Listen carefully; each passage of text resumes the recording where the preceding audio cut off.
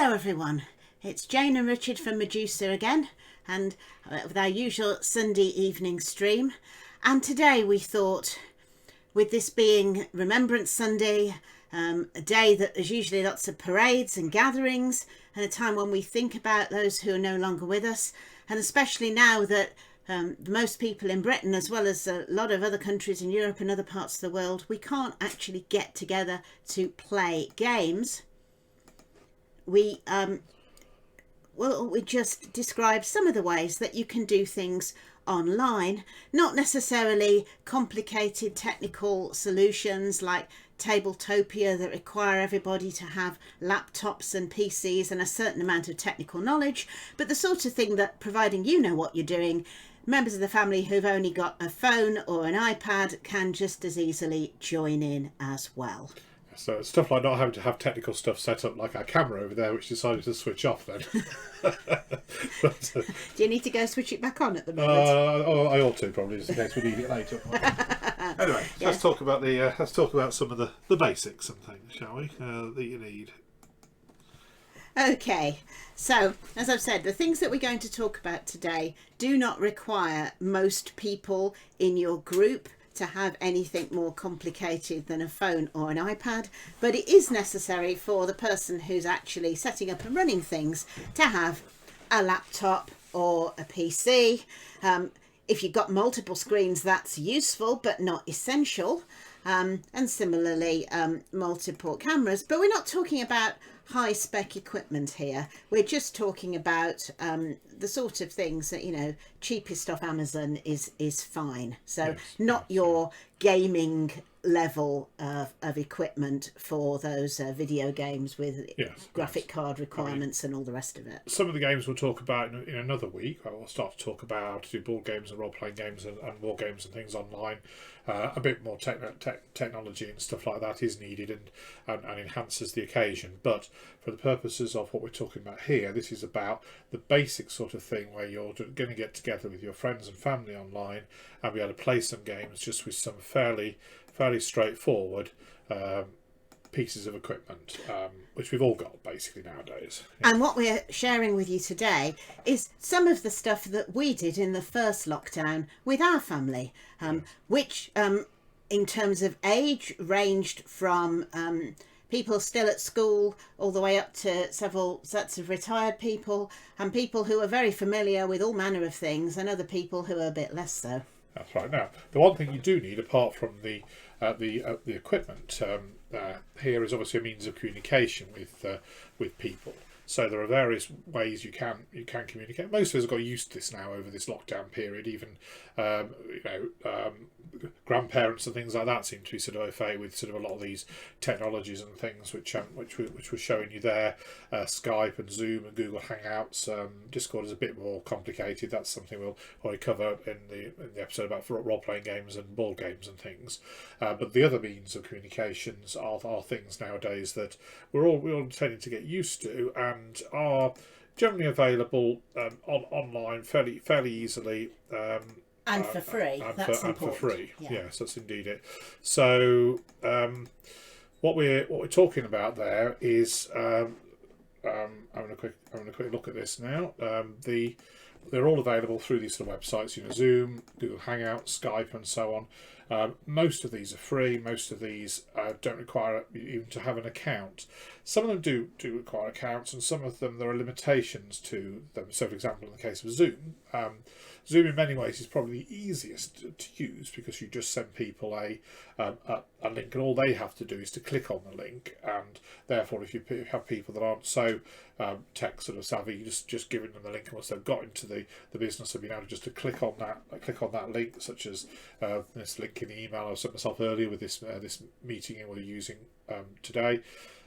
Once they've got into that, then they don't need to know anything much more about it. No, you can mute and unmute them and do everything else, basically. And the other point about that is that link can go across in a variety of different media. Yeah. So those people who are happiest with Facebook, you can send them a message that way. Yeah. You can send emails to people who are maybe not familiar with social media and not comfortable with it, Yes. but they can cope on clicking in a link in an email. So it's very flexible. It is. Now, Zoom, there are limitations to the length of time that you can do a meeting with more than 3 people in Zoom. I think you need to have an account. So we've got ourselves an account set up fairly early on during the lockdown and things. But it's not everyone that needs that account, is No, it? that's It's right. only the organiser of the meeting. Only the organiser and things. And I think that that means that you can, generally speaking, within a family, one person can get the account. And if necessary, you could contribute collectively. Yeah. Everybody could chip in that somebody's got it. It is actually only a few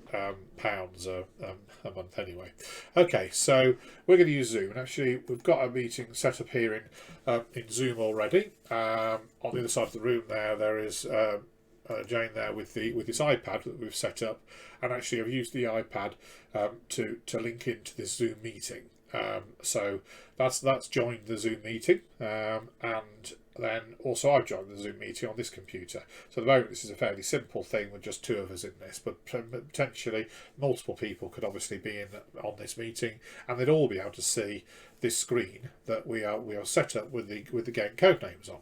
Yes. So, being a family that likes playing games, Yep, as soon yep. as lockdown started, we had a first Zoom meeting when we just sort of sat around and talked. But then after that, everyone agreed that you want a bit of entertainment thrown in. Yes. So we varied from quizzes to games. And to begin with, we thought of what games can we play where, providing one person has got all the equipment, then you can play the game without anybody else having to have anything. Yes. And Codenames is one such example. So as you can see here, we've got the Codenames layout with all the various words on, and there's 2 ways that you could run this. So if there are enough people at one location, as you know, when you play Codenames, you need 2 teams, and for each team somebody has to be the person who knows what all the various cards are, which ones represent which team, where the assassin is, where the passers-by are. And so if you've got sufficient people in one location, then those people can be the people that know that. If, however, everyone is in different locations, or people in the other locations are the ones who want to be the team leaders, then you'd need to be a bit more organised and send the message out. Yeah, so on the screen you can see there what we've done there is I've taken a photograph of this particular card, and that could be sent through Messenger or emailed or whatever out to the person who is going to be the code master for this particular round. And again, depending on how much technology the other people have got and how tech savvy they are, if they're not that comfortable, you could email this out in advance. If, however, they're very comfortable and they've got a lot of things, you could just do it as and when, and that obviously enables you to do more games. So they have that list. They their team, they give a clue to their team. Actually, they say field. That turns out to be a blue one, so I just put a blue thing over there. So one person can run everything from the point of view of putting the cards down, because I also have a copy of the card. So in this scenario, I'm clearly not participating in the game. I'm running it, but then everyone else can do so. Yes. So that's Codenames, and we did. Although I suppose actually technically you could have the people. There's 2 people that are going to be the codemaster, aren't there? Because there's two teams. Yeah. Each of those is going to need a copy of that game, the card. So they could both have it, and they'll tell you between them whether that's the right answer or not, because they'll both know, because they'll both have the card. That's true. So that would work as well. So that could work as well. So that way you can play a game of Codenames on with your family, and you only have to have one set shared across the Zoom link, and off you go. And another game that's popular in our family when it comes to these sorts of things is 20 questions. So the idea of 20 questions is that you have a card, and on the card the first thing that you say is this one, I'm a place, and then there's a list of questions there, and so and the answer, as you can see, is Canada. So people then pick a number, you read out the clue that relates to that number, and as they go along, the number of clues, each clue they get reduces the points that they're going to receive. So we've got the board here for this particular game, but this is something we actually have the box set for. But equally, it's the sort of game that you could easily just make up at home, just come up with your questions and so on, and do it. And actually, the scoreboard is actually pretty unnecessary, isn't it? It's just a way of showing how well you're getting around the board, and there are certain bonus places. Somebody can easily just sort of keep track of that. You could even take a photo of that and sort of shrink it down and use smaller counters on it that you've got, just to make it easier to show on a screen if you want it. And again, if people have got happy to do a bit of preparation and you don't have the game yourself, then you could get everybody in advance to each come up with a couple of examples and their 20 questions for it. So again, you can make it yourself if you don't happen to have a copy available. Another similar idea, this is a very old game, as you can see, Tell Me. It's a very basic, simple idea.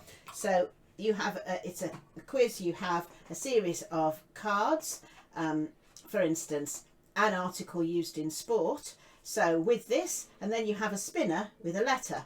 So you simply, whoever is running the game will read out the item, spin the spinner, tell everybody what letter it is, beginning with T, and at that stage you can either do it in the person-to-person game. It's whoever's quickest, so you can have people shouting out, but on Zoom that might not work so well. So instead you might adapt it a bit and say instead how you write down as many articles used in sport beginning with T as you think of, and give 1 point each or whatever. So sometimes you can take a game and have to adapt it slightly to reflect the fact that it's in Zoom, but nevertheless that's a simple game that you can just play like that. But actually, you've got chat windows, of course, in Zoom, so you could have the first person to type something out, and the first person to get an answer into the chat window sort of scores the point as a way of doing it. So we started off playing games where we already had the games and we could just do it that way. But then, of course, Richard being Richard had to start coming up with his own games. And so the first game that he made specifically for the purposes of one of these Zoom meetings is the one behind me, this horse racing game. And this did require a bit more preparation, didn't it, Richard? Well, yes, but I mean, not a huge amount. It's only a bit of card there, and little photos of horses from that I found basically on the internet. A little Velcro squares, little Velcro things. So what you've got is a board sort of with 1 to 10 along the left hand edge there, and there are how many spaces there? Sort of a dozen or so going across from left to right, and you've got these 10 horses. There are actually 10 on there. You can't quite see on the screen. It goes down slightly below what you can see, but the way the game actually works is that we give everybody. Everybody had 3 horses in the game. So that was a thing that was organised in advance, you sent emails or text messages or Facebook messages, whatever worked for different people, so that they in advance knew the 3 numbers of horse that they had. And the other essential item, which I don't think we've got with us here, is an ordinary pack of playing cards. Yeah, so you need two packs of cards, and the way it works, we shuffle those together, and in the under the iPad, we would deal out four cards face up, and the players take it in turns to choose 2 cards. Now, the numbered cards just refer to the number of the horses, so 1 through to 10. You get to move that horse 1 space forward. So, of course, in an ordinary pack of cards, you have 1, 2, 3, 4, 5, 6, 7, 8, 9, 10. Those are the number cards. And we also left in the picture cards. And the way it worked was you'd lay out the 4 cards, and then the person could choose either any number card, and if they chose a number card, then that moved forward. The horse did 1 space. And if, for example, there were 2 2s, then you could choose both of those 2s and have number 2 move forward 2 spaces. Of course, that might be rather a clue to everybody else that you had number 2 as one of your horses.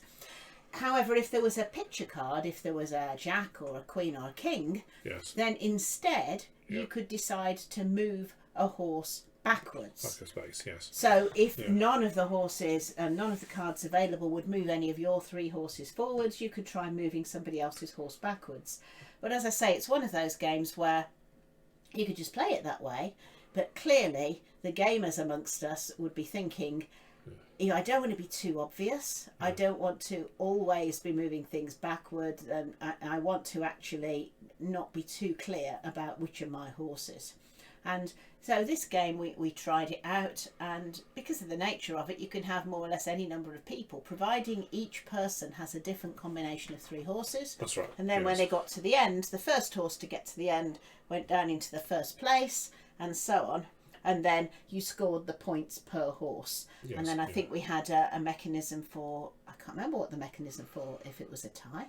No, I don't know. I think it was the fact that there was slightly more for whoever's the horses that came first, point wise and things. Yeah. And then when you looked at who scored the most points, then from how high the second placed horses were, and then the third placed horse, yeah, and it so was on. equal number of things. Yeah, so if people had the same number of points, but if actually their second placed horse was higher than the other person's second placed horse, then the other thing that we did do is we took out the picture cards as they were played, so it meant that the race got faster later, didn't it? Because to begin with, obviously the picture cards horses would move back, so there was a certain amount of horses being pushed backwards a little bit, but but each time a picture card came up, that came out of the pack.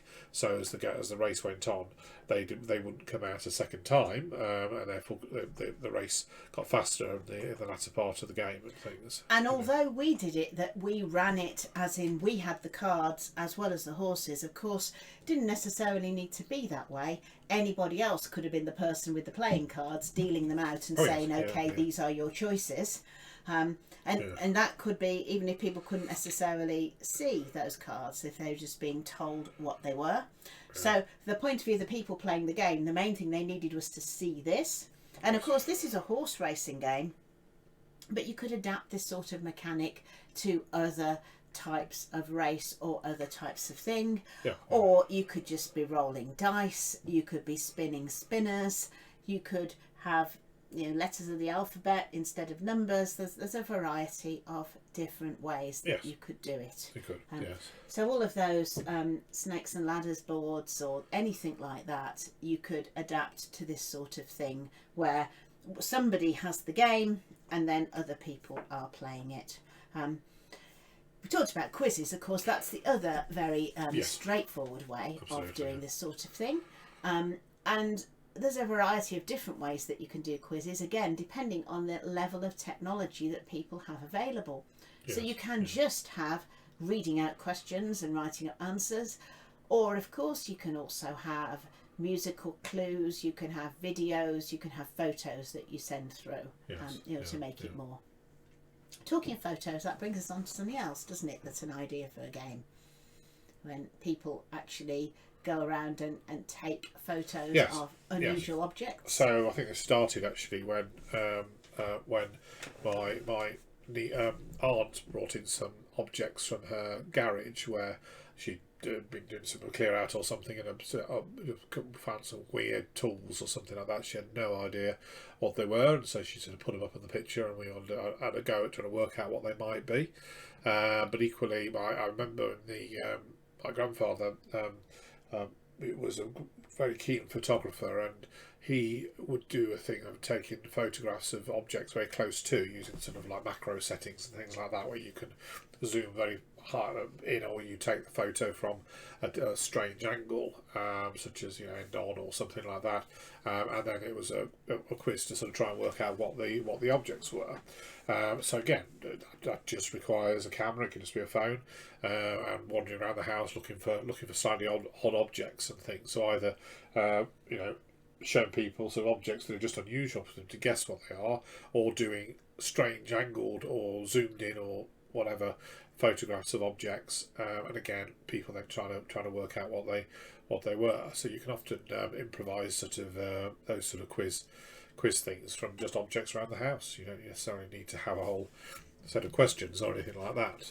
That could be a quite fun way of doing it. And of course, it's not necessarily got to be the adults that can do this. No. So one particular week, that one of our youngest, your cousin's son. I always forget what that is. A cousin once removed, or whatever they are, or something like that.